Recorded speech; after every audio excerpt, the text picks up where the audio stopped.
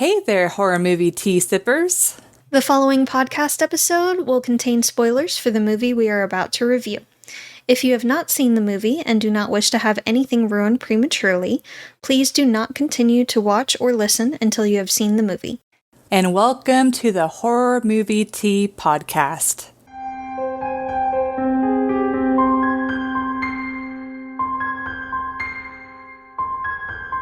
Today, we are covering A Quiet Place 2, which, oh man, we covered A Quiet Place a while ago. It's been a minute. It's been a hot minute. It's definitely been a minute. We liked it, so, but before we go into the review, let's grab our cups and talk about tea. So, I am doing the Hardy & Sons Blood Orange Herbal Fruit Tea. It's got apple pieces, rose hips, hibiscus, beetroot, orange peel, orange, marigold petals, safflower petals, and it's caffeine free. Yay! Yay! I'm drinking Republic of Tea's Thinking of You, and it has organic peppermint, organic chamomile, organic orange peel, natural creamy French vanilla flavor, and organic wintergreen flavor. And for our tea sippers out there, brew yourself a cup of tea, sit back, relax, and we hope you enjoy the review. Let me hide my mouse. We're rushing because we got order delivery. Draw more attention to it. Why don't you? And we're also... It's fine. We're hungry. A little leaky. We're so hungry. Help. We're hungry. Support us so we can feed ourselves. Okay. Summary. Go. Okay, for the summary. So for A Quiet Place 2, it's a continuation of the previous story. So it's like, I got hair in my mouth, in my face. Okay. So the mom and her 3 kids, to make that 2 kids and a baby, which 3 kids, have to are traveling, and I forgot why they're traveling specifically. Well, their place is no longer safe because a lot of the things that they had implemented were kind of destroyed in the first movie. Yes. So a lot of their supplies are either waterlogged or on fire. Yes. Yeah. So anyway, they gotta leave and find a new place. Yeah, and they meet up with an old friend, and the daughter gets the smart idea. I mean, actually, it is smart idea, yeah. Of trying to be able to broadcast the ringing sound all over to try and give everyone a chance to be able to fight the monsters. Yes. Aliens, whatever you want to call them. Whatever. We don't know yet fully what they are. So. I mean, I would argue that they're likely aliens. They're likely aliens? Since the little... Yeah. Something from the sky. Yeah. And they're unknown, so they're... Yeah, I'm not sure yet. Okay, so for our entertainment... Yeah. I'm making no assumptions. I will say that for a sequel... This was a good sequel. This was a solid sequel. This was a good, solid sequel. The first one was so good. Yes. That this one could have completely ruined everything, but somehow, like, it literally just feels like a continuation. Yes. And they also did a really good job of just upping everything. And then they even had, like, parallel stories going on. And they had so many good, fresh, like, tent scenes. Like, it didn't really feel like it was repeating stuff. I honestly only have a couple nitpicky kind of things or personal preference kind of things as far as entertainment.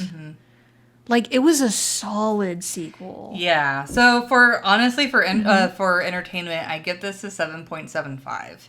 Like, it's not quite... It's like the first movie very much set the precedent. Oh, yeah. And then the second one just continues it. Yes. I feel like. Yeah, and I mean, of course, the continued great character growth and interaction. I really like the small bit of information they gave us in the beginning about what that very first day was like. Especially for that family. Yes. Also, I mean... We'll see how the prequel It's like, honestly, I'm kind of nervous about the prequel because I'm like, if these two are really good, the prequel might just ruin everything. Oh, I really hope not, because it's been really good so far. I know. And it's like, I want to know more, but at the same time, there is such a thing as too much, too. Well, yeah, and then also it makes sense that we wouldn't know a lot because everyone there is just trying to survive. Yes. They don't have time. This happened out of nowhere. There wasn't a whole lot of information. They just know suddenly there was a thing killing everybody. Yeah, it's like they're in constant survival mode, so it makes perfect sense that we would have a very limited amount of information.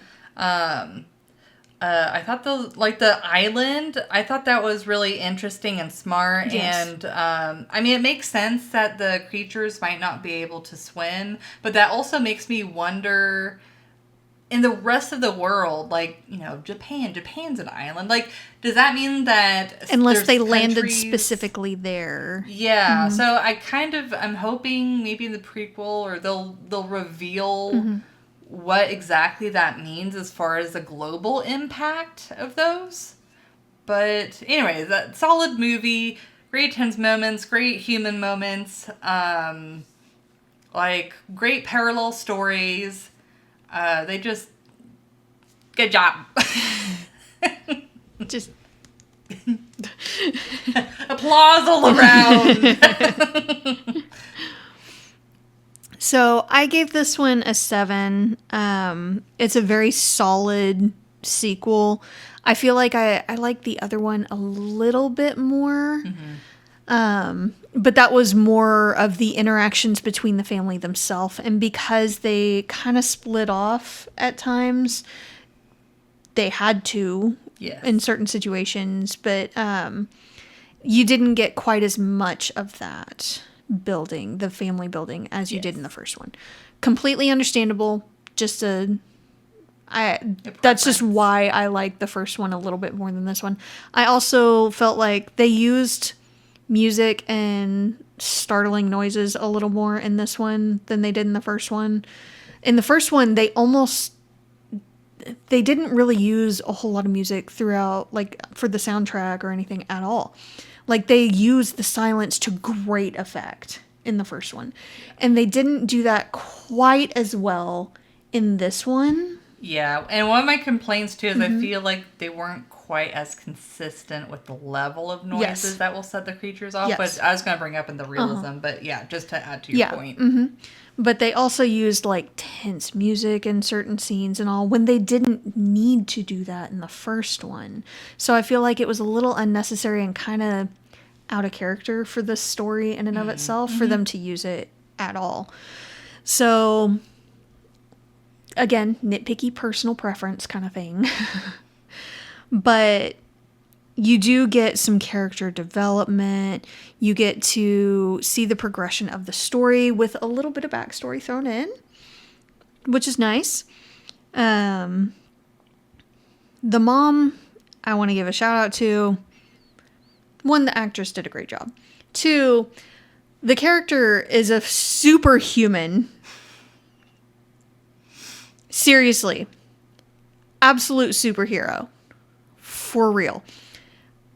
Day after she gives birth. So 1 day postpartum, she's having to, and just lost her husband. Yeah. She's having to pick up the pieces of her family and leave the area with almost nothing. They had the clothes on their backs, a few small supplies, a box they made to try to muffle the baby's noises, and she is trying to hold everything together emotionally, physically, she's 100% mentally. Survival mode. My God. Yeah. Super freaking human. Applause all around. And walking miles, a couple of ways to get supplies that they need to survive. Amazing. Amazing. Well, so I had to give a shout out there. And then also, like, walking barefoot the whole time, too. Like, that's an extra level of, like, And postpartum, like, she is bleeding heavily. Like, she has to be. That's a whole part of childbirth. It's a whole thing. So having to try to physically care for herself, they don't show much of it, but you know she's going to have to. And also having to care for everyone else around her because everyone's depending on her. And it's just a whole other level of you do what you got to do, but damn, woman, you deserve some freaking applause. Absolutely fantastic.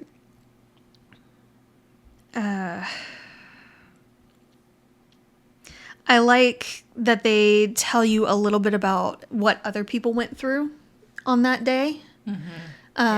You get to hear a little bit of Emmett's story, how he lost, unfortunately, his 2 kids, and then later his wife. More recently, but still, it's a wound.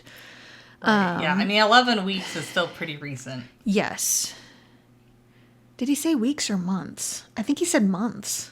Because the body had decayed a significant amount, too. Well, he did leave it out in the open. This is fair.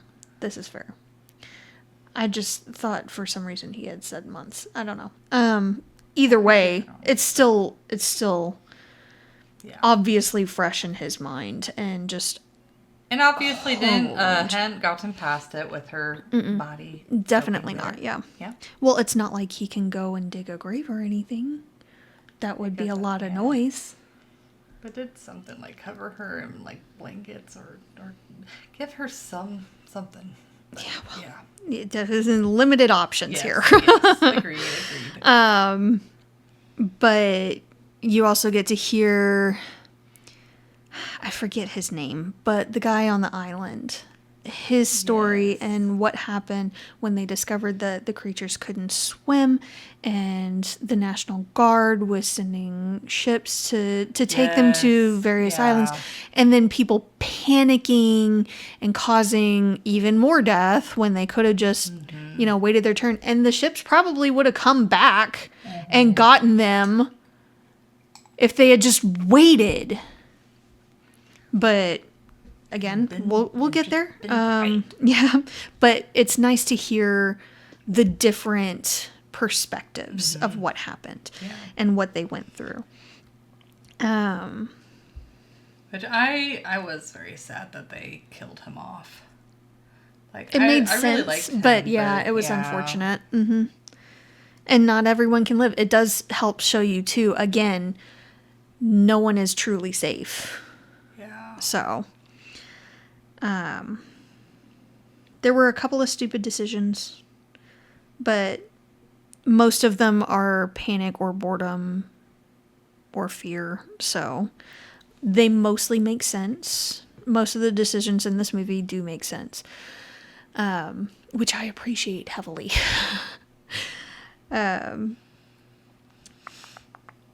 You get to see a bit more of the creatures and how they hunt, how they act, what their weaknesses or strengths are.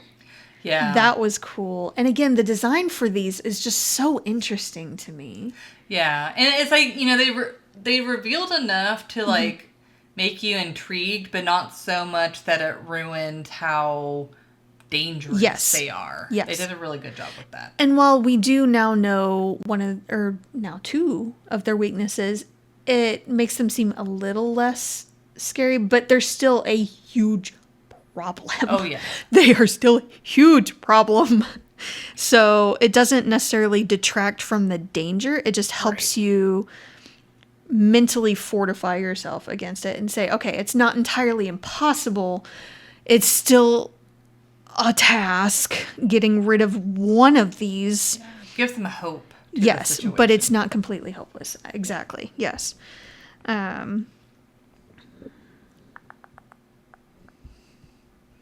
We also get to see how certain people react to the situation in the aftermath. So, like, some people kind of seclude themselves, like the family, like Emmett and his wife, the people on the island, not that they really have anywhere else to go anyway, but they're making do the best they can, and they're trying to have some semblance of normal there and some semblance of community.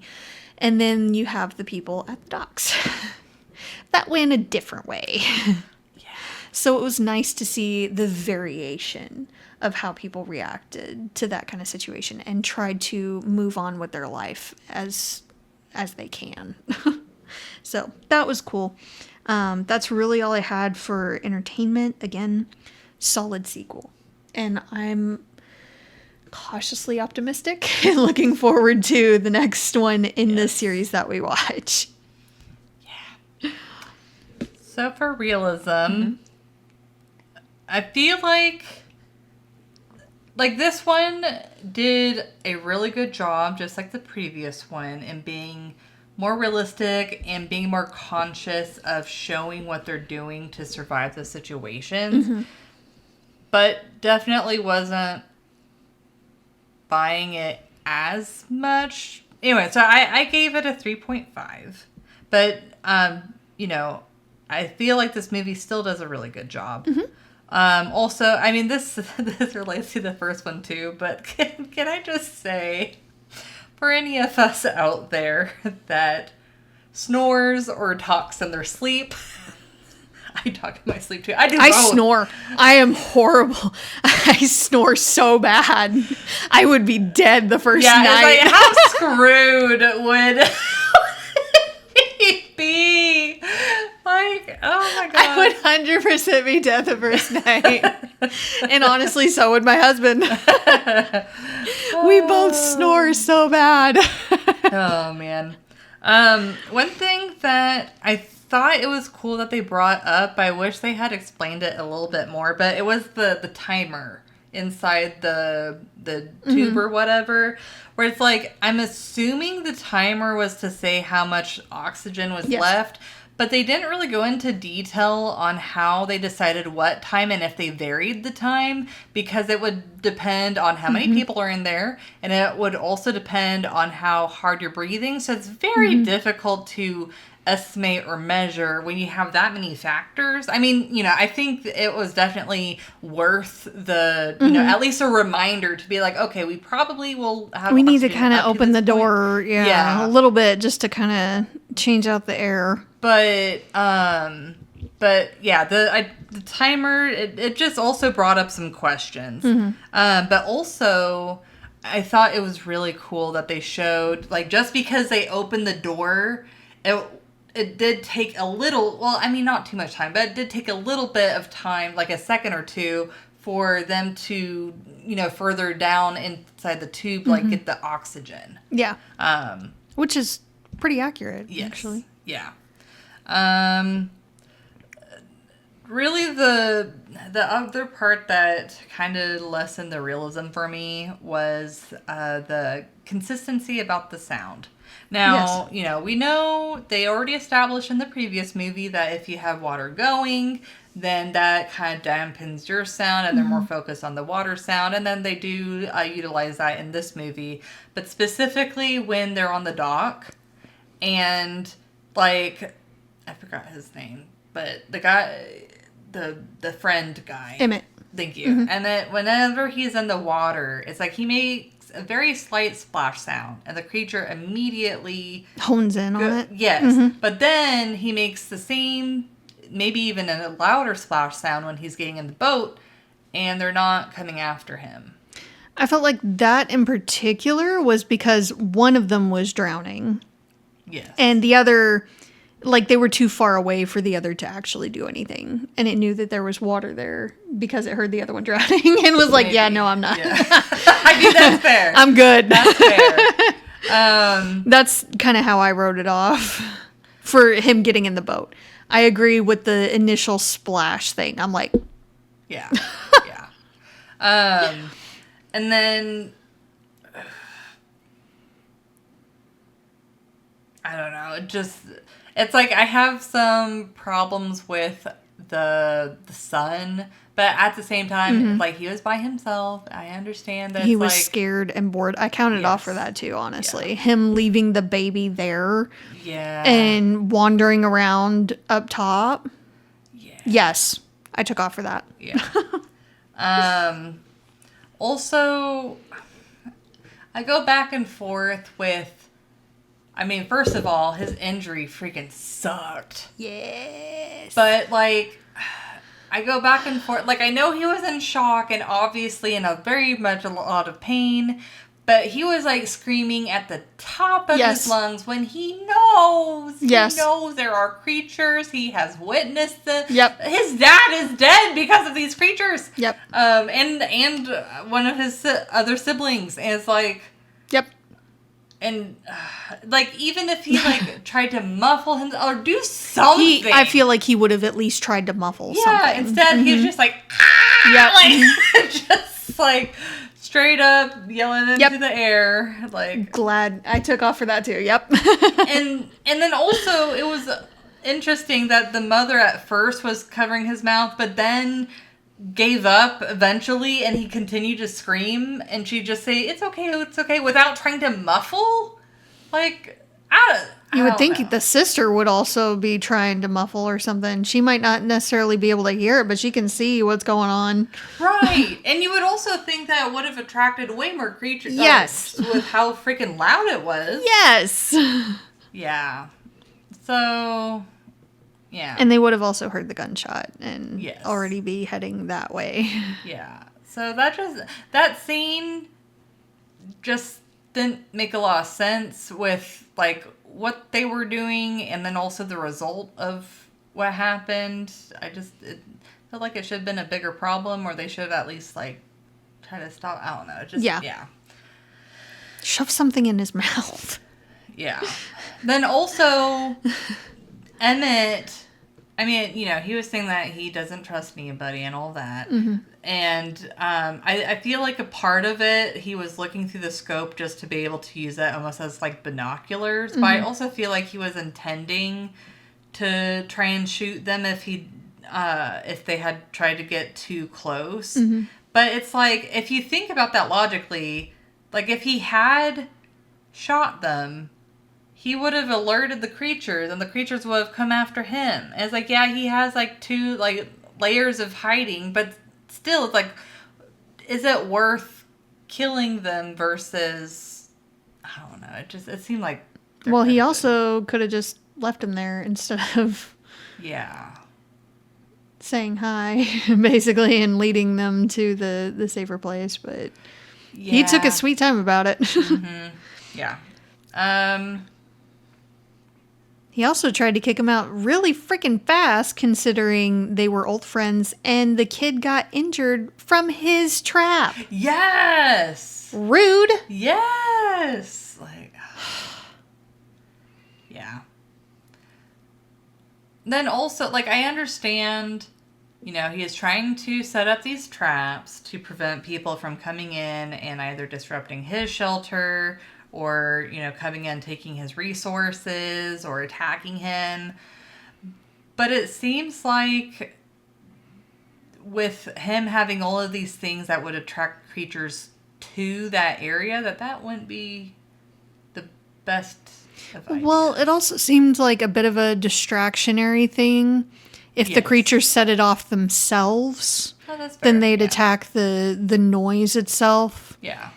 And then they might mill around for a little while longer to see if there was any more noise, but then they'd just wander off. Yeah, you'd hope so. Yeah. But, yeah, there's just a few, like, questionary things. There's another one that had come to mind, but I lost it, so we'll see if it comes back. But what do you give it? I gave it a 3. I was really close, too. Okay. Yeah.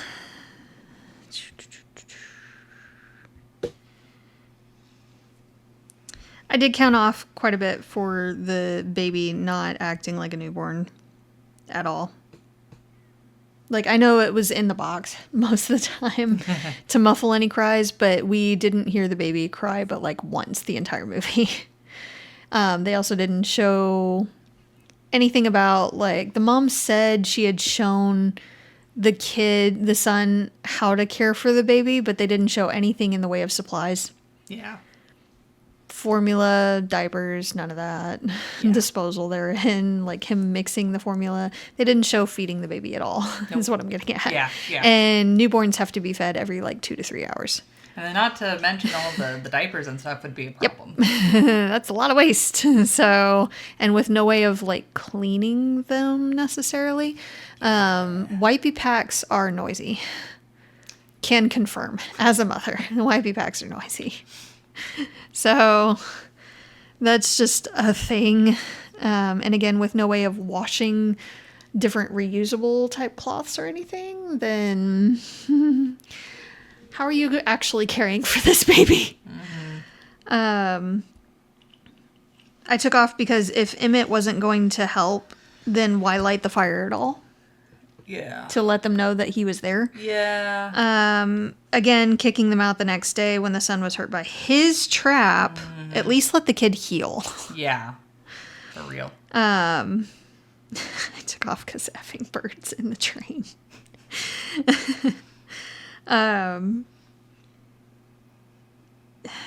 I also was wondering why the daughter couldn't set the device close enough to the mic, but like set them down so she can use both hands for the gun. Seemed extremely inefficient. And if she couldn't do that and had to use one hand for that and one hand for the gun, then she should have found some way to convince someone else to come with her. Mm-hmm. Because it's extremely unlikely that you're going to be able to do that in a high pressure situation and be able to actually hit the mark. Shotgun or no. Especially since I believe they're using actual rounds instead of buckshot type. So it just seems very inefficient for her to be able to use that kind of setup. It would definitely help to have two hands. Then Emmett could have left her a note or something instead of making her think that he left with her stuff. Yes. Yeah. That was rude. It was. That was very rude. And I mean, she could have thought anything. She could have continued on her own and gotten into danger, or she could have started to head back and again run into danger. Mm-hmm. So it was just poor choice on his part, and it didn't really make a whole lot of sense. Yeah. Again, counted off for the son leaving the baby and walking around outside the safest area in the place just to snoop. I get that he's a bit bored and also kind of scared for his family and of the situation, but that seemed a little out of character considering he's been the one don't leave. Yeah. Don't go, something bad is going to happen kind of character. Also, the canister was already almost empty at that point, so I was sitting here the baby's going to asphyxiate. Don't leave. I was wondering also what the logic was behind the people at the docks. Me too. They don't that really know weird. The motivation or anything like that. They just attacked them. Sure, they can take people prisoners, because there are going to be some groups that take women specifically for bad reasons. And they can also rob the people, take all their supplies and stuff. But they use stuff to make noise, and it draws the things there. And in doing so, the people that are at the docks doing all this are just as effed as the intended victims. Yeah, I didn't really these get things don't discriminate. Right, yeah. So it just seemed a little weird. Their logic and reasoning and everything. It just seemed off. Yeah. Again, baby and son almost asphyxiate. And that baby could potentially end up with brain damage from lack of oxygen. It was interesting to see that the things are basically fireproof. The creatures. Yeah. That was kind of cool. And explains a little bit, honestly. Yeah. It is very, very lucky that the fire suppression system still worked in that place after a couple of years. Yeah. Well, year and a half-ish, give or take. I was wondering the entire time Emmett was in the water wrapped around the thing and the noose around his neck, why he wasn't trying to cut the rope behind him. Thank you. Yes. a little ways away, obviously not don't do it here or anything for obvious reasons, but like just so he's not connected and actively being choked. Yeah, that was dumb. It just made no sense. He just kept prying at the rope around his neck. You have a knife in your hand, sir. There's a rope right there, sir. Do the thing. The mom set the gun down when there was a thing nearby actively hunting for them. Just saying. That's like you're literally the only thing you have to protect yourself. Not sure when Emmett grabbed the device from the guy as well, but good job. Good on him. Nice that he had the foresight. And also that he had the foresight to put it in his mouth to try to keep it somewhat waterproofed from the lake or ocean or whatever that they're in. That was good thinking. I'm amazed that it still works though, to be perfectly honest. Also good to know that the things can't swim. They were very, very lucky. Emmett and the daughter were very lucky that the people on the island weren't like the people on the docks. Yes. To be perfectly frank. Because it could have easily gone the other way. Yeah, I mean, I feel like with the stuff on the radio, it was a decently safe bet, but it also could have been a trap. It could have been a trap, very easily. So, again, they got lucky. Or some other group could have taken over since then. Yeah. And left it up as a trap. When it was initially supposed to be a beacon. I can easily see, again, the idiocy of people panicking and causing many deaths because they were loud about getting on a boat. This, referring to the guy's story about the first day in the National Guard and all. Only 2 made it. Yes. That's insane. Yeah. Yep. Like, just shut up. I can see that happening though, so I appreciate that we got that perspective in that story. It sucks and people are so stupid, but that is unfortunately fairly accurate. Crazy coincidence that the boat that the creature was on ended up drifting to that exact place and that the thing was still on it. Well, and that it could have jumped from the boat back to the dock area. Yeah. Well, and the boat seemed to have drifted really quickly. Really quickly and really far. Yeah. It's not like there was a motor running on it or anything.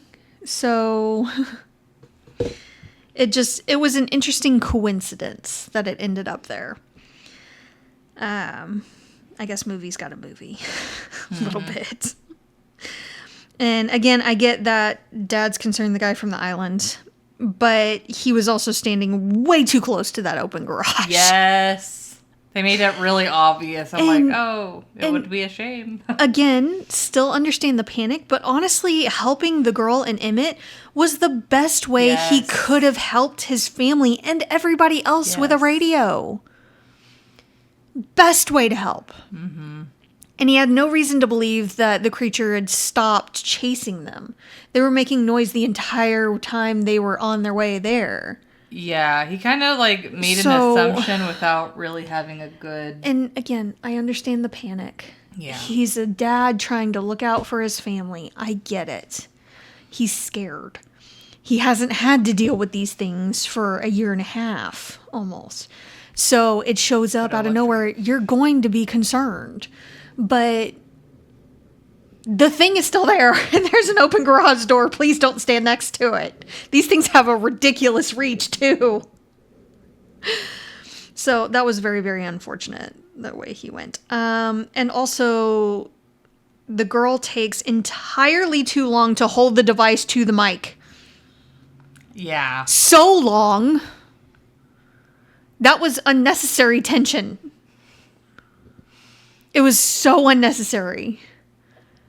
she took forever to hit the button to stop the thing and then to put her device to it, which like magnetized to the mic, which reinforces my question earlier of couldn't she have just set it down close enough to the mic to use both hands for the pew pew?